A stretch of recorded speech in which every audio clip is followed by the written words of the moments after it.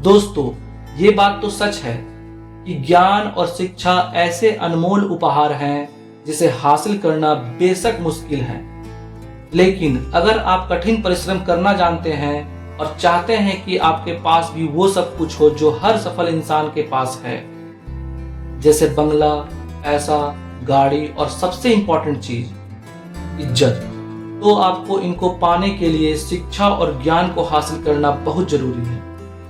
इसलिए आज हम आपके लिए लेकर आए हैं एक ऐसी कहानी जिससे आपको शिक्षा और ज्ञान का महत्व समझ में आएगा।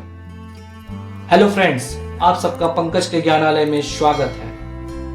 एक बार की बात है, एक राजा अपने सिपाहियों के साथ जंगल में शिकार के लिए गया, लेकिन अचानक बारिश का मौसम होने की वजह से आकाश में अंधेरा छाने लगा। राजा अपने महल से भटक गया और सिपाहियों से अलग हो गया। भूख, प्यास और थकावट की वजह से राजा की हालत बहुत खराब हो गई थी। राजा बहुत परेशान हो गया, लेकिन कुछ वक्त बाद राजा को 3 बच्चे दिखाई दिए। तीनों बच्चे काफी अच्छे दोस्त लग रहे थे। राजा ने उन तीनों बच्चों को अपने पास बुलाया और कहा, क्या तुम मेरे खाने के लिए खाना और पीने के लिए पानी ला सकते हो?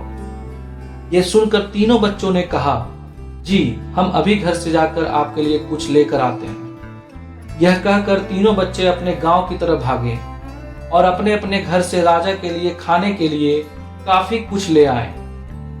राजा बच्चों के जोश और प्यार को देखकर बहुत खुश हुए और तीनों बच्चों से एक सवाल पूछा, बच्चों, मुझे आज तुम तीनों से मिलकर बहुत खुशी हुई। तुम अपने जीवन में क्या करना चाहते हो? मुझे बताओ। मैं तुम्हारे लिए कुछ करना चाहता हूँ, बोलो तुम्हें क्या चाहिए? ये सुनकर तीनों बच्चे कुछ देर तक सोचते रहे और थोड़ी देर में उनमें से एक लड़के ने कहा, मुझे धन चाहिए। मैंने कभी 2 वक्त की रोटी नहीं खाई, कभी अच्छे कपड़े नहीं पहने, इसलिए मुझे सिर्फ धन ही चाहिए। राजा ने कहा, ठीक है, मैं तुम्हें इतना धन दूंगा कि तुम हमेशा खुश रहोगे। ये सब सुनकर इस बच्चे की खुशी का ठिकाना नहीं रहा। अब दूसरे बच्चे की बारी थी, तो राजा ने दूसरे बच्चे से पूछा, बताओ तुम्हें क्या चाहिए? दूसरे बच्चे ने कहा, मैं चाहता हूं कि मुझे एक बंगला और घोड़े गाड़ी मिल जाए, क्योंकि मेरा घर छोटा है और बहुत बुरी हालत में है।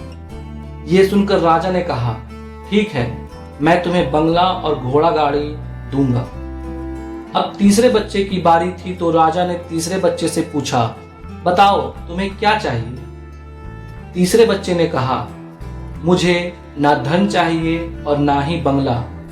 मुझे आप ऐसा आशीर्वाद दीजिए कि मैं विद्वान बन जाऊं और शिक्षा पूरी होने के बाद अपने देश की सेवा करने के लायक बन जाऊं। जब राजा ने तीसरे बच्चे की बात सुनी, तो तीसरे बच्चे से बहुत खुश हुए और राजा ने उस तीसरे बच्चे के लिए सर्वोत्तम शिक्षा का इंतजाम करवाया। तीसरा बच्चा बहुत मेहनती था, इसलिए दिन रात एक करके उसने पढ़ाई की और बहुत बड़ा विद्वान बन गया और सही वक्त आने पर राजा ने उसे अपने राज्य का मंत्री बना दिया।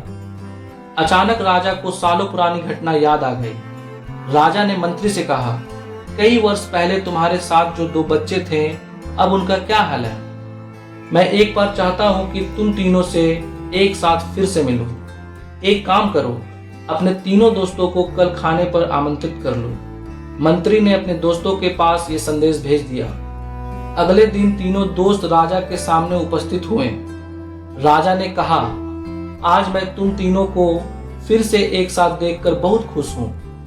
राजा ने मंत्री के कंधे पर हाथ रखकर कहा, इनके बारे में तो मैं जानता हूं, तुम दोनों मुझे अपने बारे में कुछ बताओ। ये सुनकर जिस लड़के ने धन मांगा था, उस लड़के ने कहा, महाराज, मैं बहुत परेशान हूं। आपने जितना धन मुझे दिया था, उतना धन पाकर मैं बहुत आलसी हो गया और मैंने बहुत सी बेकार चीजों में अपने धन को बर्बाद किया और मेरा बहुत सारा धन चोरी भी हो गया। इसलिए मैं आज उसी हालत में हूं जिसमें आपने मुझे पहले देखा था। यह सुनकर राजा ने दूसरे लड़के से पूछा, बताओ तुम कैसे हो? दूसरे लड़के जवाब दिया, महाराज, मेरी भी कुछ ऐसे ही हाल है। मैं तो अपने बंगले में बहुत खुशी और सुकून से रह रहा था, लेकिन कुछ वक्त पहले आई बाढ़ में मेरा सब कुछ बर्बाद हो गया मैं भी उसी हाल में हूं जिसमें आपने मुझे पहले देखा था। ये सब सुनकर राजा ने कहा, अब इस बात को हमेशा याद रखना कि धन दौलत संपत्ति हमारे पास हमेशा नहीं रहती, लेकिन ज्ञान और शिक्षा ऐसे अनमोल खजाने हैं जो हमेशा हमारे पास रहते हैं और इसे कोई चुरा भी नहीं सकता। अगर तुम शिक्षा में विद्वान बन जाओगे तो धन और संपत्ति अपने आप तुम्हें मिल जाएंगे। दोस्तों, धन पाने का लालच हर किसी को होता है। हर कोई चाहता है कि वो अच्छे घर में रहे, अच्छा खाना खाए और अच्छे कपड़े पहनकर एक सेठ की जिंदगी जिए। लेकिन ज्ञान और शिक्षा के बिना अगर आपको बंगला, पैसा, गाड़ी मिल भी जाए तब भी वो आपके किसी काम की नहीं, क्योंकि तब आपको समझ ही नहीं आएगा इसे संभालना कैसे है। दोस्तों, अगर आपको यह मोटिवेशनल स्टोरी अच्छा लगा तो वीडियो को लाइक करें और अपने दोस्तों को भी शेयर करें। Thank you for watching this video.